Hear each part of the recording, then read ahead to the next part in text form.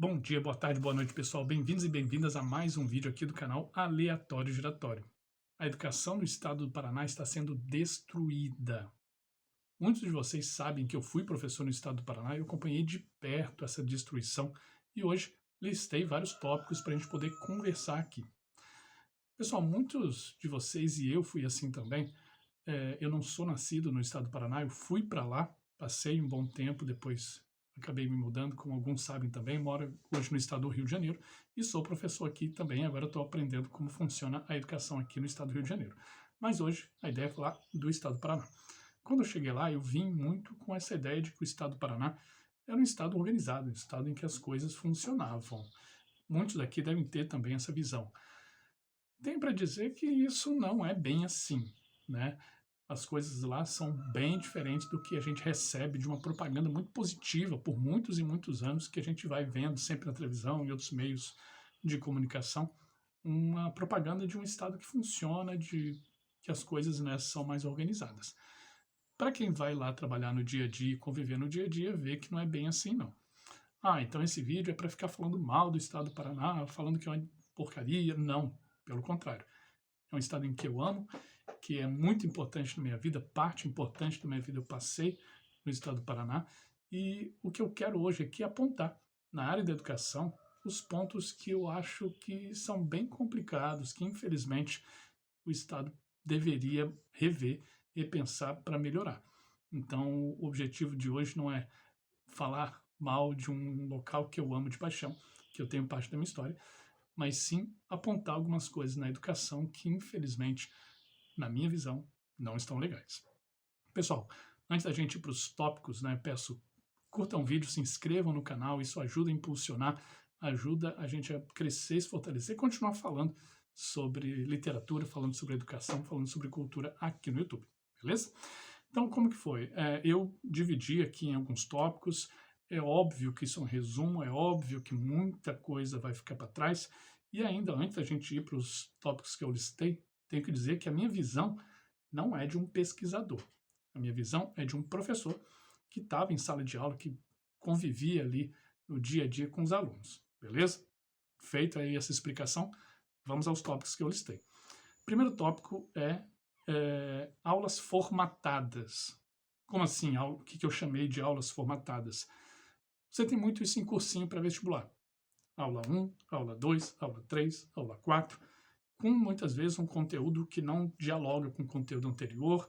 Então, uma coisa mais fechada. Por quê? Porque no cursinho pré-vestibular você está revendo, ou pelo menos em tese, você devia estar revendo aquele conteúdo. Mas é diferente da realidade da escola normal, da escola no período convencional, em que você não está revendo aquilo, você está vendo pela primeira vez.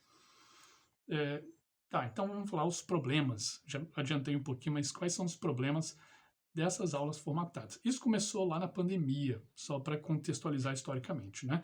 Que aí fazia até algum sentido. O governo do estado pegou o conteúdo, dividiu, né, formatou nessas aulas sequenciais, fez alguns slides, alguns não, né? Na verdade fez slides de todas as aulas, com conteúdo de uma forma bem resumida e atividade. É claro que o professor podia complementar e pode até hoje, mas era uma coisa assim, um resumo bem simples mesmo, bem objetivo e sem uma discussão mais profunda. Era só uma apresentação do conteúdo ali com atividade, com conteúdo e atividade. Qual que é o problema, né? Primeiro, a educação, todos os documentos, quando a gente lê os documentos de educação, a gente vê que as aulas têm que ser o quê? Contextualizadas. As aulas, o conteúdo e o formato de educação, a metodologia, tem que dialogar com o estilo da comunidade, se a comunidade é rural, se a comunidade é urbana, se ela é periférica, se ela é ribeirinha, se ela é quilombola, indígena e por aí vai. Você tem o Paraná, um estado gigantesco, complexo, multicultural, e aí o governo do estado fez o quê? Formatou essas aulas. Não, é essa aula, é aquilo outro. Não tem ali uma proposta de contextualização da realidade. Eu falei que isso nasceu lá na pandemia, mas isso se estende, isso se manteve, isso continua até hoje. Essa formatação, esse jeito de trabalhar o conteúdo de uma forma bem segmentada e bem fechada, que faz sentido no cursinho, mas na escola não faz sentido não. Então, o primeiro problema é essa falta de contexto. Segundo problema dessas aulas formatadas. Vamos pegar um exemplo de conteúdo meu, né? Vamos pegar na literatura o modernismo, que é um conteúdo que você trabalha ali entre o segundo e o terceiro ano do ensino médio, e você trabalha num tempo longo, né? Um período num trimestre, depois você trabalha em outro, porque é um conteúdo extenso, um conteúdo longo. Nessas aulas formatadas, você acabava tendo o quê? Poucas aulas para trabalhar esse mesmo conteúdo. 2 aulas, 3 aulas, 4 aulas, para dar conta de um conteúdo que era extenso. Você precisa de leitura, que você precisa de discussão, você precisa de produção de texto, você precisa de trabalhos, de apresentação, de uma coisa bem extensa. Tá, mas muitos podem dizer, Wagner, mas você podia usar mais tempo de aula para mais dias para trabalhar esse conteúdo com mais dedicação, com mais tempo, com mais discussão. Verdade, né? O governo do estado ele não fechava que você tinha que usar só aquelas aulas para trabalhar, você podia estender mais. Só que aí tem um problema. Tem uma forma de avaliação que o governo do estado manda a cada trimestre que se chama Prova Paraná. A Prova Paraná ela vai cobrar o conteúdo que foi formatado nos slides, que em tese o professor tem que ter trabalhado todos naquele trimestre. Então, se eu gasto mais tempo com o conteúdo, eu não vou ter tempo para trabalhar os outros. E a avaliação da escola, ela segue o quê? A Prova Paraná. Então, a Prova Paraná, ela é levada em conta para avaliar se os professores estão fazendo um bom trabalho, se o diretor está fazendo um bom trabalho, se a diretora está fazendo um bom trabalho, se os pedagogos estão fazendo um bom trabalho. Então, assim, dizer que eu tenho uma liberdade de trabalho maior, não é não. Essa formatação, que é o primeiro tópico ainda, é muito ruim para uma educação que precisa ser lenta, gradual, sem pressão. Tranquilo? Vamos lá ao segundo tópico. Plataformização. Uma palavrinha difícil, mas que, resumindo, é você criar plataformas, sites de educação e impor isso para as escolas. Eu usei o verbo correto, impor. Isso também começou lá na pandemia e fazia um certo sentido, né? Você não estava ali em contato direto com o aluno. Então, por exemplo, falar do meu caso, tem uma plataforma chamada Redação Paraná. Na Redação Paraná, o aluno escreve a redação no computador ou no celular, vai até o professor para um sistema, eu corrijo, ou o professor corrige e devolve para o aluno. Beleza, isso na pandemia fazia sentido, porque eu, inclusive, em algumas escolas que eu trabalhava na pandemia também, trabalhava em escola particular, às vezes tinha que mandar foto da redação para poder corrigir. Era um negócio meio improvisado, como foi a educação no período da pandemia, foi improvisado mesmo. Mas esse sistema fazia sentido ali na pandemia. Só que ele se estendeu até hoje. E que de forma mais assim, cruel. Porque atualmente a gente tem metas, sim. O governo do estado ele impõe metas para a gente cumprir em relação a um monte de coisas, inclusive a essas plataformas. Vou pegar de novo o exemplo do Redação Paraná. A gente precisa digitar, os alunos precisam digitar, no mínimo 3 redações por trimestre nessa plataforma. Wagner, você é contra a escrita de redação? Pelo contrário, eu sou muito, muito, muito favorável. Eu acho que a escrita de redação é uma das coisas mais importantes que existem na escola. Só que é o seguinte, escrita à mão. Vocês imaginam eu saindo da pandemia, com alunos que ficaram 2 anos sem escrever, sem encarar um papel em branco, eu sendo obrigado a colocá-los a escrever, não na mão, mas no computador. Então, é uma forma de você jogar de novo os alunos o quê? Na frente das telas, na frente das telas, na frente das telas. E a gente já sabe que muitos países estão abandonando, ou pelo menos repensando essa ideia de muitas telas na educação. Mas o estado do Paraná está indo na contramão. Falei do Redação Paraná, mas tem o Leia Paraná, em que os alunos precisam ler no computador. Não é levar na biblioteca, é ler no computador. Tem de matemática, tem o que é quiz, que são de várias matérias. E aí acabou que a função do professor é de controlar isso, de ficar verificando quem fez tal plataforma e quem não fez. Antes, a gente levava os alunos para o laboratório de informática para fazer uma pesquisa e era uma festa. Agora, ninguém aguenta mais tanta tela, tanta tela, tanta tela. Sem contar que é, de novo, um negócio boa parte do conteúdo dessas plataformas extremamente superficial, simples, e que gera algumas coisas muito ruins, como, por exemplo, a competição entre alunos e entre escolas. Sim, você tem um ranking dos alunos da escola que estão fazendo mais ou menos as atividades da plataforma. E aí eles ficam nessa disputa. Você imagina, eu estou falando de adolescentes. Adolescência é um período complexo da vida em que a competição ela acontece, em que você precisa se afirmar como um sujeito, e aí o governo do estado utiliza isso de forma maliciosa para colocar um ranking dos alunos que estão indo melhor nas plataformas. Na verdade, não é melhor. Eles estão medindo a quem fez mais ou menos. Acaba sendo mais quantidade do que qualidade. Essas plataformas, elas estão deixando todo mundo muito sobrecarregado.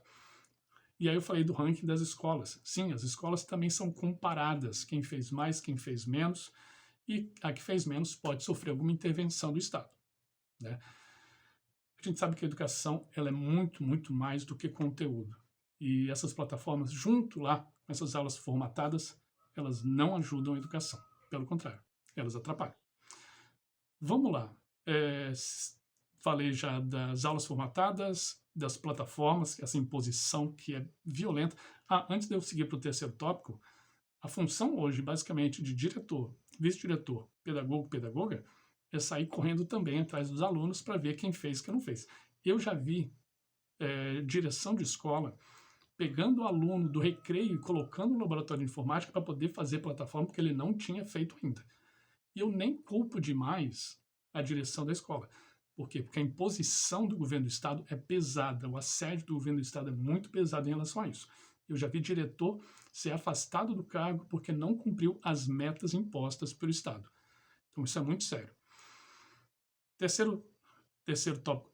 Terceiro eu acabei falando junto com o segundo, que é essa questão da competição. A competição. Tem uma pegada muito coach nas escolas do Paraná. Coach, né? Essa ideia de técnico e você é estimulado a competir. Gente, eles já vão competir do lado de fora, infelizmente o sistema é esse. Que lá a gente faça um trabalho compartilhado. E se a gente vai ler de novo os documentos de educação, o foco não é a competição, é a integração. Mas lá no estado do Paraná, o foco é a competição. Não é o aprendizado também não. Então vamos pular para o quarto tópico, que eu acabei juntando dois ali. Se você já achou que estava complicado, agora a gente vem para o pior de todos, né? Que é o quarto tópico, a privatização das escolas públicas do estado do Paraná. Não, eu não falei errado, é essa palavra mesmo, privatização. Ainda esse ano, no início desse ano, no março, abril mais ou menos, o governo colocou uma proposta que foi rapidamente votada de qualquer jeito e aprovada, que faz o seguinte: eu chamo de privatização das escolas, o governo do estado chama de parceiros da escola. Um nomezinho mais suave para uma coisa bem horrível. O que diz o governo do estado diz sobre esse projeto? Que o governo pode contratar uma empresa particular para cuidar da parte administrativa da escola, a parte burocrática, em que o diretor, o vice-diretor, pedagogos poderiam estar preocupados com a parte pedagógica, com a parte do ensino. Mas não é bem assim, né? Essa empresa, ela seria contratada, ela cuidaria da parte administrativa, mas não é só isso. Quando você vai ler a lei, e eu separei aqui alguns trechos, eu vou deixar a lei aqui na descrição do vídeo. O artigo 4º diz o seguinte, eu vou ler aqui porque eu deixei anotado. Qual que é o objetivo do projeto? O projeto não, já é lei aprovada. Buscar o aumento da qualidade da educação pública estadual por meio do estabelecimento de metas pedagógicas. Então, lá na lei diz que essa empresa particular, que era para ser contratada só para a parte administrativa, ela pode definir metas pedagógicas, ou seja, metas para ensino. Então, ele vai se meter na sala de aula, vai se meter no trabalho do professor, de acordo com a lei? Sim.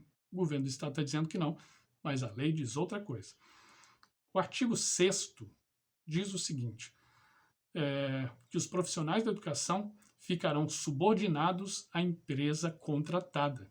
Então, a gente vai ter que obedecer, sim, a uma empresa privada que foi contratada, sendo que eu passei por um concurso público para trabalhar contratado pelo governo do estado. Mas eu vou ter que obedecer a uma empresa privada que está ali com o objetivo único de ter lucro. Não é problema ter lucro. Lucro não é um mal em si. A empresa serve para isso. Mas na educação, isso vai gerar um problema, porque o foco não vai ser no aprendizado, vai ser nas metas pedagógicas. E mais um artigo que eu separei, o artigo 7º, diz que a empresa contratada vai receber a sua remuneração de acordo com as metas alcançadas. Então, a minha pergunta é, escola é lugar para bater meta ou lugar para aprender? Segundo a lei, é lugar para bater meta para a empresa privada poder lucrar com as suas metas e o professor fazendo um trabalho para gerar lucro para a empresa e o aluno sendo usado para gerar lucro para a empresa. O governo do estado, hoje, do Paraná, pode privatizar praticamente todas as escolas públicas do estado. Isso é muito sério e isso vem coroar o que eu estou chamando de destruição da educação pública do estado do Paraná. Essa formatação mecanizada, sem liberdade para você criar coisas diferentes, sem liberdade, sem tempo suficiente para trabalhar os conteúdos de forma tranquila, e um massacre de plataformas, meta, uma pressão em cima de alunos que não tem que estar passando por essa pressão agora, porque a educação deveria ser fluida e não impositiva, massacrante, como está sendo lá. Muitos professores, diretores, pedagogos estão perdendo a saúde por conta disso, e agora, para coroar, vem essa privatização das escolas, o que é bem triste. E aí você pode pensar o seguinte, eu nem sou do estado do Paraná, posso ficar tranquilo. Infelizmente, não. O secretário de Educação que fez e que começou esse processo lá, hoje é secretário em São Paulo e está fazendo coisas parecidas. Eu já ouvi coisas parecidas no Espírito Santo, em Minas Gerais. Então é bom a gente ficar esperto e se unir, porque essa destruição da educação no estado do Paraná, ela pode gerar destruição da educação no Brasil inteiro. Pessoal, hoje o vídeo é um pouco longo, mas eu precisava aqui deixar isso registrado, deixar minha posição. É claro, como eu falei no início, muita coisa ficou de fora, e eu diria que a realidade, inclusive, é pior do que eu passei aqui, beleza? Se você vê isso, se é do Paraná e acompanha esse processo, deixa aqui nos comentários, eu vou gostar de saber. Beleza, pessoal? Muito obrigado, abraço. Peço de novo, curtam o vídeo, se inscrevam no canal. Tem aqui também uma chave Pix para o canal. Quem quiser e puder ajudar, eu agradeço bastante. Pessoal, abraço, se cuidem e até a próxima. Tchau, tchau.